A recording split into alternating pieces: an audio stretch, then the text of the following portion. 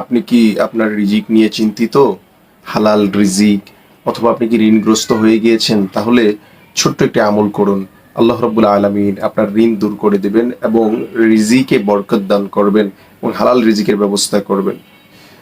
তিরমিজি শরীফের হাদিসে একটি দোয়া উল্লেখ আছে। এই দোয়াটি যদি আপনি আমল করেন নিয়মিত, আল্লাহ রাব্বুল আলামিন আপনাকে আমাকে হালাল রিজিকের ব্যবস্থা করবেন। দোয়াটি হচ্ছে আল্লাহুম্মা কফিনি বিহালালিকা আন হারামিকা ওয়া আগনিনি বিফাদলিকা আম্মান সিওয়াক। দোয়াটির অর্থ হচ্ছে, হে আল্লাহ, আপনি হালাল দিয়ে আমাকে হারাম থেকে বাঁচিয়ে দিন।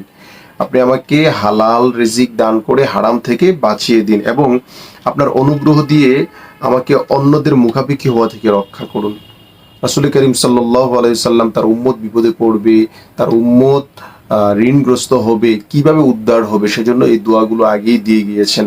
তো আমরা এই দোয়াটি মুখস্থ করার চেষ্টা করব ইনশাআল্লাহ এবং এই দোয়াটির আমল করব ইনশাআল্লাহ। দোয়াটি আমি আবারও বলছি, আল্লাহুম্মা কফিনি বিহালালিকা আন হারামিকা ওয়া আগনিনি বিফাদলিকা আম্মান সিওয়াক।